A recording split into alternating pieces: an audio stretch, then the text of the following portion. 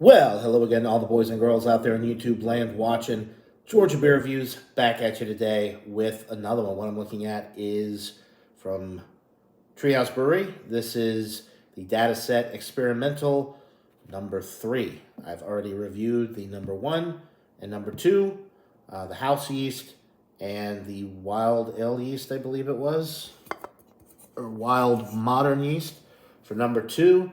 This one is English ale yeast. So the story behind these, if you haven't already seen my other reviews, I bought a 4-pack. Each one is numbered 1, 2, 3, and 4. It's the same base beer, but in each beer they use a different yeast.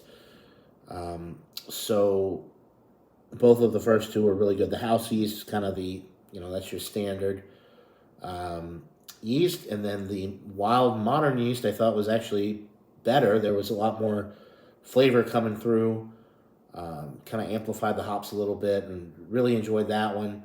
So this one, English ale yeast, it'll be interesting to see how the yeast affects the flavor profile.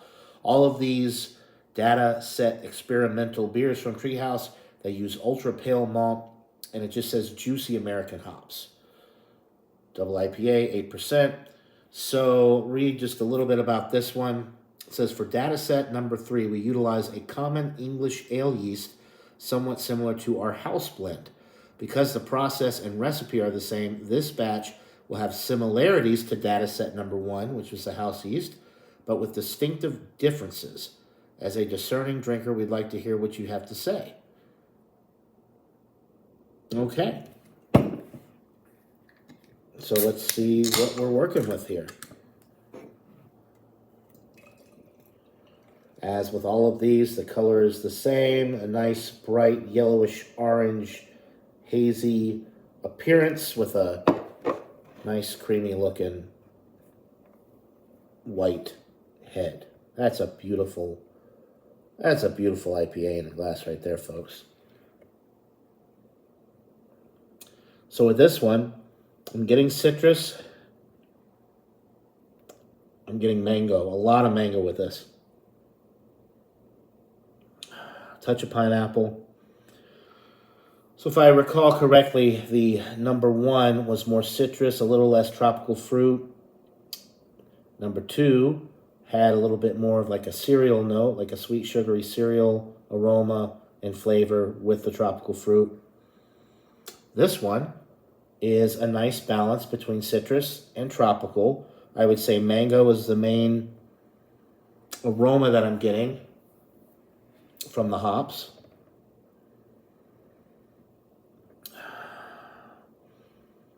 It smells really good, no alcohol presence on the nose. There is a touch of like sugary cereal type, like Honey Nut Cheerios on the aroma as well. It smells absolutely delightful, I can tell you that. So without further ado, let's get into this brew. Cheers.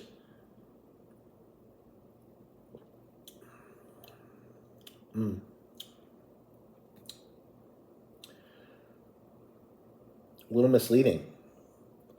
Tropical fruit is there. Touch of citrus. It's almost a little thin on the body. There's not... I was expecting maybe a little bit more body with this, but it does drink pretty thin for an 8% double IPA.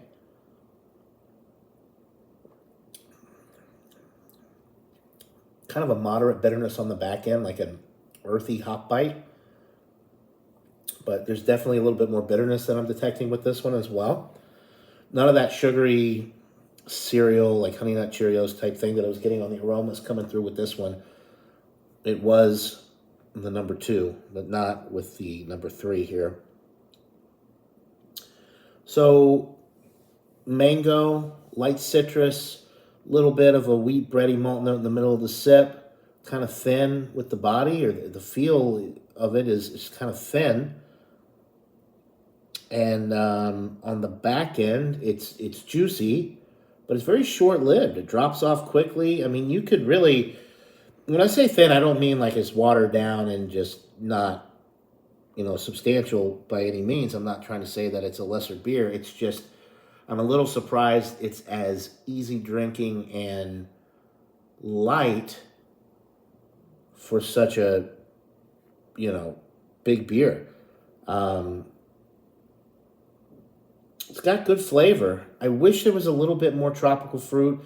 When I was getting on the aroma with that mango, in your face mango aroma and pineapple, I was expecting maybe a little bit more of the tropical fruit on the palate. It's mostly citrus with just a tinge of the tropical fruit notes. So I wish there was a little bit more tropical fruit with this one. It's very enjoyable though, very juicy, very fresh tasting. Um, it was canned on March 17th, and today is March 29th. So 12 days ago, this was canned. So very fresh, very enjoyable beer. This is probably my least favorite, though, of the three that I've had so far.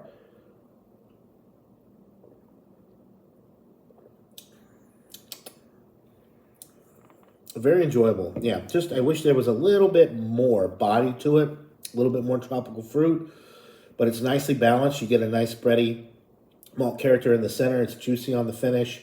You do get tropical fruit. You do get like tangerine citrus. I just wish there was a little bit more of it. It's a little thin. I wish there was more tropical fruit up front. I think that would really have kind of set it over the top. Nice glass lacing, little thin film of head left behind. So appearance-wise, I think it's an A+. I'm going to go with a 95. It's a solid A, but it's not wowing me like the number 2 data set did. That one, definitely my favorite so far.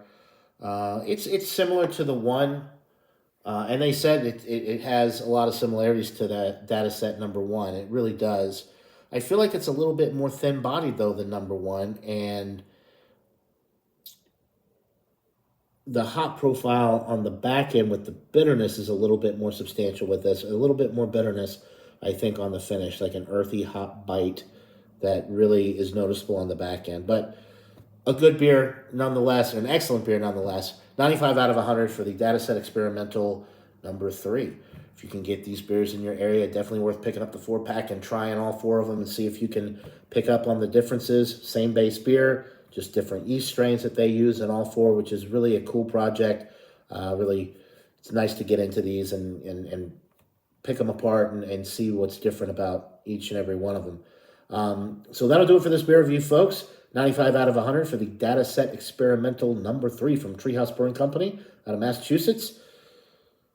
Buy a try. Let me know what you think if you can get it in your area. And we'll see you right here on the next one. Until then, cheers, everybody.